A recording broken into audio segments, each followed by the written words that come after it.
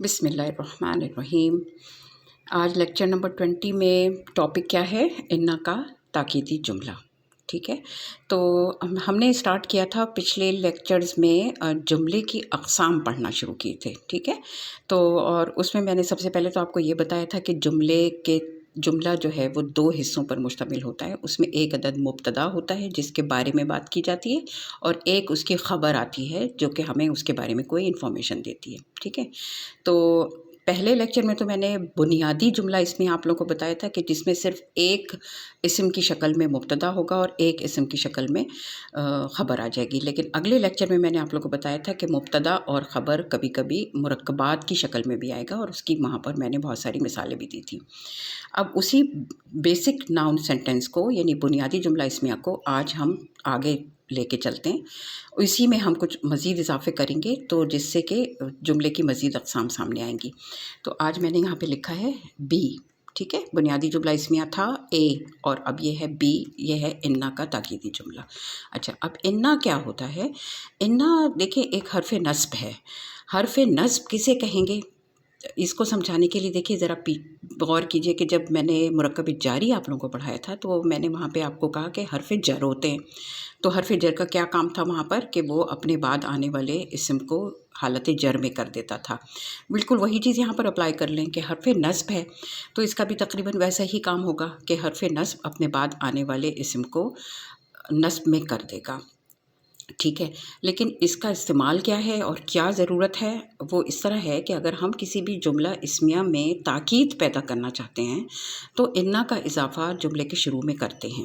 اس سے کیا ہوتا ہے کہ یہ اصل میں چونکہ اس کا معنی ہے بے شک، تو یہ جب ہم جملے میں لگاتے ہیں تو اس سے جملے میں تاکید پیدا ہو جاتی ہے کہ جب ہم کوئی بات کہتے ہیں بے شک تو اس میں سے ہم شک نکال دیتے ہیں تو وہ بات ذرا سی زیادہ مضبوط ہو جاتی ہے۔ ٹھیک ہے، تو دیکھیں میں نے یہاں پہ کیا لکھا ہے کہ بنیادی جملہ اسمیہ میں تاکید پیدا کرنے کے لیے انا کا اضافہ کیا جاتا ہے۔ ٹھیک ہے، انا ایک حرف نصب ہے جو اپنے بعد آنے والے اسم کو جر میں کر دے گا، نصب میں کر دے گا۔ ٹھیک ہے، مگر ابھی تو سوال یہ ہے کہ ہم تو پڑھ رہے ہیں جملے، یعنی کہ ہم مبتدا اور خبر کے بارے میں پڑھ رہے ہیں، اور ہم تو یہ پڑھ چکے ہیں کہ مبتدا کو حالت رفع میں ہونا چاہیے۔ تو یہ انا کیا کرے گا کہ یہ مبتدا کو حالت رفع سے حالت نصب میں بدل دے گا۔ ٹھیک ہے، اس کا یہ کام ہے۔ تو دیکھیں جیسے کہ اب میں اس کے پہلے آپ کو مثال دیتی ہوں۔ میں نے بنیادی جملہ اس میں آپ کو کیا مثال دی تھی؟ اللہ غفور، کہ اللہ غفور ہے یعنی معاف کرنے والا ہے۔ تو اب یہاں پر اللہ جو تھا وہ حالت رفع میں تھا، اور اس کو ہم نے کہا تھا مبتدا، اور یہ خبر تھی، یہ حالت جر میں ہے، اور اس کو کامن ہے تو اس کو ہم نے کہا تھا وہ خبر ہے۔ ٹھیک ہے، لیکن اب یہاں پر کیا تبدیلی آ رہی ہے؟ دیکھیے میں نے دوسرے رنگ سے اسی لیے شو کیا کہ انا لگا یہاں پہ شروع میں، ہمیں لگانا ہے تاکید کے لیے۔ ٹھیک ہے، اگر ہم نے انا یہاں پہ لگا دیا اس سے کیا تبدیلی آئی؟ میں نے یہاں پہ اسی لیے یہ دیکھیے پیش کے اوپر میں نے زبر دکھایا ہے، یعنی کہ اب یہ اللہ کے بجائے اللہ ہو جائے گا۔ ٹھیک ہے، اور کیا تبدیلی اس کے اندر آئے گی مزید کہ یہ حالت نصب میں ہو گیا، اور دوسرا خبر کو کچھ نہیں ہوا، خبر اسی طرح رہی۔ ٹھیک ہے، لیکن یہ انا جو ہے یہ کافی اثر ڈالتا ہے پورے جملے کے اوپر، یہ اثر ڈالتا ہے، اور اب چونکہ یہ نصب میں ہو گیا ہے تو مبتدا کا نام چینج کر دے گا، یہ نام چینج ہو جائے گا اس کا، اور اب ہم اس کو کہیں گے انا کا اسم۔ ٹھیک ہے، مبتدا سے نام چینج ہو کر اس کا انا کا اسم ہو گیا کیونکہ اس کی عربی حالت بھی چینج ہو گئی۔ ٹھیک ہے، اور خبر رہی تو اسی طرح رفعی حالت میں، لیکن اس کا بھی نام ہو گیا انا کی خبر۔ ٹھیک ہے، یعنی انا نے جملے کے اوپر قبضہ کر لیا ایک طرح سے، اور مبتدا اور خبر کو اپنا نام دے دیا، انا کا اسم اور انا کی خبر۔ ٹھیک ہے، تو اب اس کے بعد پھر اس کا ترجمہ ہو جائے گا۔ یہاں پہ شروع میں ہم نے انا لگایا تھا تو اس کا ترجمہ ہو گیا بے شک، اور اللہ غفور ہے، یہ اس کا ترجمہ ہو گیا، جملہ پورا ہو گیا۔ اب ہم اس کو کہہ دیں گے کہ یہ انا کا تاکیدی جملہ ہے۔ اب اس میں اگر آپ غور کر لیں تو یہ انا کو کہیں گے یہ حرف نصب ہے، اللہ انا کا اسم ہے، غفور انا کی خبر ہے۔ ٹھیک ہے، اچھا اب اس میں یہاں پر میں نے کچھ پوائنٹس، یہی باتیں بھی میں نے یہاں پہ لکھی ہیں کہ یہ انا جو ہے وہ جملے کے شروع میں آتا ہے اور یہ مبتدا کو نصب میں کر دیتا ہے، اور پھر مبتدا کو انا کا اسم کہتے ہیں، اور خبر اسی طرح حالت رفع میں رہتی ہے لیکن اس کا نام چینج ہو جاتا ہے اور اس کو انا کی خبر کہتے ہیں، ٹھیک ہے۔ یہاں میں نے ایک پوائنٹ لکھا ہے جو کہ اسی وقت اگر آپ ذہن میں رکھ لیں گے نا تو بہت آسانی ہوگی، یعنی کنفیوز ہونے کی ضرورت نہیں ہے۔ یہ جو اللہ تھا اور یہ جو غفور تھا، یہ مبتدا اور خبر تھا نا، ٹھیک ہے۔ انا لگنے سے کیا ہوا ہے کہ صرف اس کا نام چینج ہوا ہے اور وہ ہے ابھی بھی مبتدا اور خبر ہی۔ یہ پوائنٹ اگر ابھی ذہن میں رکھ لیا جائے تو بہتر ہوگا۔ یہ کیا لکھا ہے میں نے، دیکھیے یاد رکھیے کہ انا کا اسم اور انا کی خبر اصل میں مبتدا اور خبر ہی ہیں، ٹھیک ہے۔ چلیں یہاں پر یہ بات ہو گئی۔ اب اگر ہم چاہ رہے ہیں کہ انا والے جملے میں ہی ہم اور مزید تاکید ڈالنا چاہ رہے ہیں، ٹھیک ہے۔ سب سے پہلے کیا تھا، بنیادی جملہ اس میں تھا، بیسک ناؤن سینٹنس تھا، اس میں ہم نے تاکید ڈالنے کے لیے انا کا اضافہ کیا، تو جملے کی دوسری قسم ہمارے پاس آئی تھی انا کا تاکیدی جملہ۔ اب ہم اس میں ایک اور تاکید ڈالنا چاہ رہے ہیں، تو اب یہ سی دیکھیے میں نے لکھا ہوا ہے یہاں پر، اور اب یہ ایک نیا قسم آ گئی، لام تاکید والا جملہ، ٹھیک ہے۔ اب اسی انا والے جملے میں مزید تاکید کے لیے ایک لام تاکید، جو کہ لام ایسا ہوتا ہے زبر والا، ٹھیک ہے۔ لام جر جو تھا، حرف جر جو تھا وہ زیر کے ساتھ ہوتا تھا، ٹھیک ہے۔ یہ لام تاکید کے اوپر زبر ہوگا، اس کا اضافہ کرتے ہیں اور لام خبر کے ساتھ لگا دیا جاتا ہے۔ اب یہ بات کیسے میں سمجھاؤں آپ کو، دیکھیے مثال سے سمجھ لیجیے۔ یہ لگا انا تو لگ ہی گیا تھا نا، ان الانسان، یہ الانسانہ جو ہے یہ نصب میں چلا گیا مگر یہ مبتدا تھا۔ اس کے بعد فی خسرن، اصولاً یہ خبر ہے، ٹھیک ہے، کہ خسارے میں ہے، یہی چیز ہمیں انفارمیشن دے رہی ہے نا انسان کے بارے میں، تو یہ خبر ہے، اور خبر کے ساتھ یہ میں نے ایک لام آپ کو جو شو کیا ل فی خسرن، ٹھیک ہے۔ تو یہ ہے لام تاکید۔ اب اس کا ترجمہ ہوتا ہے یقیناً، تو کیا ترجمہ بن جائے گا، بے شک انسان یقیناً خسارے میں ہے،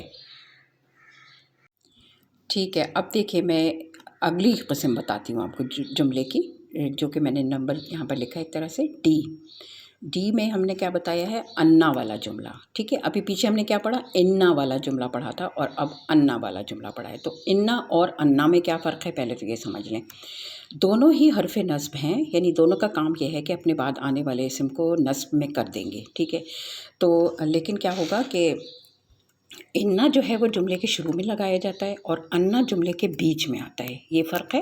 اور انا کا ترجمہ بے شک بھی ہوتا ہے کبھی کبھی، لیکن اس کا ترجمہ زیادہ تر کے آتا ہے، کے، جس کی مثال پہلے آپ دیکھیں اشہدو، یہ تو ایک فعل ہے، ٹھیک ہے، ورب ہے کہ میں گواہی دیتا ہوں۔ انا، اب یہاں پر دیکھیں ترجمہ کیا بن رہا ہے، میں گواہی دیتا ہوں کہ محمد صلی اللہ علیہ وآلہ وسلم رسول اللہ کے رسول ہیں، یہ ہوا نا۔ تو دیکھیں یہاں پر انا کا ترجمہ کیا بن رہا ہے، کہ، بے شک بھی آ جاتا ہے کہیں کہیں، اور لیکن انا کا ترجمہ بے شک ہی ہوتا ہے ہمیشہ، اور انا جو ہے وہ جملے کے شروع میں لگے گا، انا ہمیشہ آپ کو جملے کے بیچ میں ملے گا، ٹھیک ہے۔ اچھا دیکھیے اب یہاں پر میں نے لکھ دیا تھوڑا سمجھانے کے لیے، یہ ہو گیا فعل یعنی کہ ورب، یہ ہو گیا حرف نصب جو کہ انالیسس میں ایچ اور این کی شکل میں لکھا جائے گا۔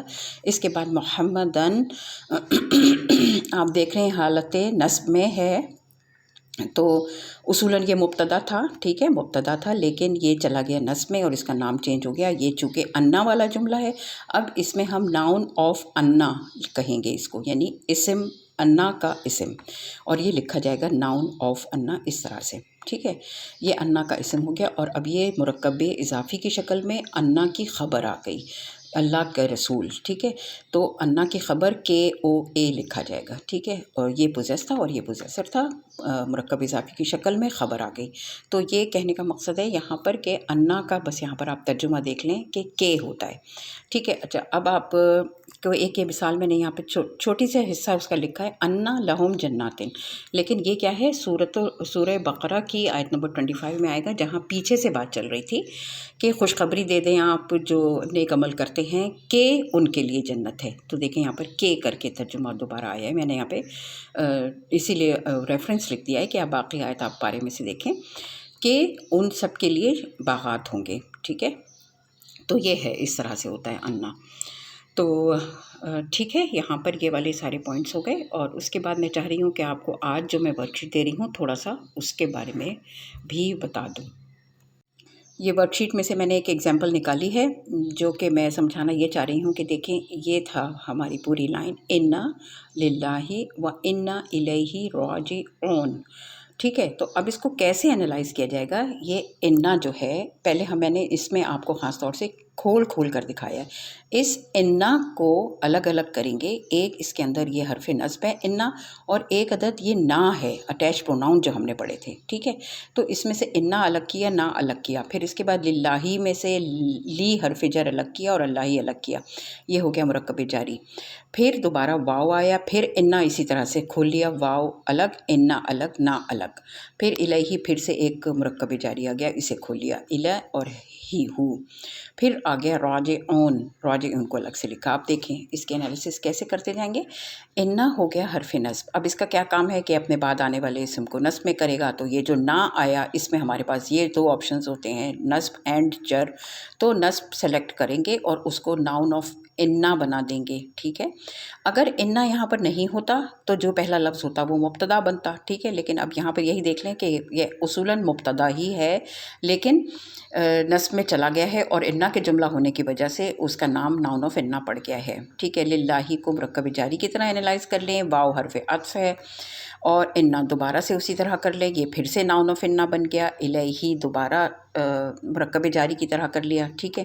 اب آ گیا راجعون، جو کہ آپ اس کے مولڈ سے ہی پہچان رہے ہوں گے کہ یہ ناؤن فاعل ہے، یعنی رجوع کرنے والے، اور پلورل ہے، تو ناؤن فاعل ہو گیا، پلورل ہو گیا، کامن آ گیا۔ دیکھیے یہ جو ہوتا ہے اگر ال نہیں لگا ہوا تو ہم اسے کامن سمجھتے ہیں، تو کامن ہو گیا، اور واو نون جو ہے وہ رفع میں ہونے کی نشانی ہے، تو یہ واو نون ہو گیا تو رفع ہو گیا، تو یہ خبر بن گئی اس کی، ٹھیک ہے۔ تو اب اس کا ترجمہ دیکھیں، اب میں نے ترجمہ آپ لوگوں کو اس طرح دکھایا، جب بہت لمبا سا کوئی جملہ آپ کے پاس آیا ہوا ہو تو اس کو کس طرح کریں گے۔ میں نے پہلے انا کا ترجمہ کیا، بے شک ہم، پھر میں نے ایک لائن ڈال دی تاکہ آپ کو یہ پتہ چلے کہ کس طرح ترجمہ کرنا ہے، کہ ایک ایک لفظ کا ترجمہ اسی کی جگہ پر کرنا ہے، اس کو آگے پیچھے نہیں کرنا، اور میں نے سیپریٹ کر کے دکھایا کہ یہ ہو گیا انا کا ترجمہ، یہ ہو گیا للہ کا ترجمہ، اور یہ ہو گیا انا، یہ دوبارہ ہو گیا، اور بے شک ہم، ٹھیک ہے۔ الہی پھر میں نے لائن ڈال کے لکھا اس کی طرف،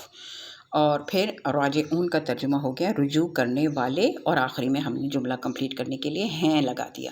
اس طرح سے یہ انالیسس ہو گئی، ٹھیک ہے۔ آپ کی کوئی مشکل نہیں لگتا، کتنی بھی لمبی آیت آپ کے سامنے آ جائے، اگر اس کو ٹکڑوں میں ڈیوائڈ کریں آپ، اس میں مرکبات پہچان لیں، مرکبات کی جگہ پر الٹا ترجمہ بٹھا دیں، تو بہت آسانی سے ترجمہ بن جاتا ہے۔ اور اس کورس کا مقصد بھی یہی ہے کہ آپ لوگوں کو ترجمہ کرنا خود آ جائے، ٹھیک ہے، خود ترجمہ بنانا آ جائے، تاکہ اگر کوئی پارہ آپ بیٹھ کے پڑھ رہے ہیں اور اس میں ترجمہ نیچے لکھا ہوا نہیں مل رہا تو آپ کو اس کی ضرورت بھی محسوس نہ ہو اور آپ خود اس کا ترجمہ بنا رہے ہوں۔ ایک اور ایگزامپل دیکھ لیجئے، یہاں پر دیکھیں پھر سے ان اللہ، انا حرف نصب تھا، اب اس کے بعد اللہ کو جو ہے وہ ظاہر ہے نصب کی حالت میں آنا ہے، تو یہ نصب میں ناؤن آف انا بنا دیا۔ اب یہ ہے خبر، اب خبر کو میں نے دیکھیے بریکٹ میں دکھایا، یہ پوری یہاں سے یہاں تک کی خبر بن رہی ہے، جامع المنافقین والکافرین، کیونکہ دیکھیں یہ پہلے ہے مرکب اضافی جامع المنافقین، لیکن منافقین جو ہے وہ والکافرین سے بھی جڑا ہوا ہے، بیچ میں واو آ رہا ہے تو مرکب عطفی بھی ہے، تو جب دو مرکب جڑے ہوئے ہوں گے تو پھر ترجمہ پیچھے سے لائیں گے۔ یہاں پر یہ غلطی نہیں کرنی کہ جمع کرنے والا ہے پہلے کہہ دیں اور پھر منافقین اور کافروں کو، اس طرح نہیں کرنا۔ خبر، اب ہمیں چونکہ ہم گرامر کر رہے ہیں اس لیے ہم گرامر کے رولز کو دماغ میں رکھتے ہوئے ترجمہ بنائیں گے، ٹھیک ہے، ورنہ رواں ترجمے میں تو آپ کسی بھی طرح کہہ لیں نا، لیکن یہ گرامر ہے تو گرامر میں ہم پیچھے سے چلیں گے۔ کافروں اور منافقوں کو جمع کرنے والا، یہاں پہ کو ڈالیں گے تب جا کے یہ ہمارا پورا ترجمہ یہاں پہ اس طرح بیٹھے گا، یعنی جامعوں کا ترجمہ ذرا سا بعد میں آئے گا، اس لیے کہ یہ پوزیسڈ ناؤن ہے، تو یہ اس کو لائیں گے آخری میں۔ پہلے کافرین والمنافقین مرکب عطفی کا ترجمہ ہو گیا، پھر کا ڈال کے مرکب اضافی کا ترجمہ پورا کیا، اور پھر یہاں پہ لکھا کافروں اور منافقوں کو جمع کرنے والا ہے ٹھیک ہے، جملہ ایک طرح سے اب یہاں پر کمپلیٹ ہو گیا. پھر ایک اضافی بات یہاں پہ آتی ہے ہمیشہ، فی جہنم، تو جہنم میں، وہ میں نے پھر یہ لائن ڈال کے سیپریٹ کر کے دکھایا ہے. تو اس طرح دیکھیں کہ کتنا آسان ہے اس کو انالائز کرنا. تو انشاءاللہ پوری ورک شیٹ آپ لوگ اسی طرح کیجیے گا. بس آج کا ٹاپک یہیں تک ہے. انشاءاللہ اگلے لیکچر میں میں اور باقی جملے کی اقسام بتاؤں گی. ربنا تقبل منا انک انت السمیع العلیم. آمین یا رب العالمین.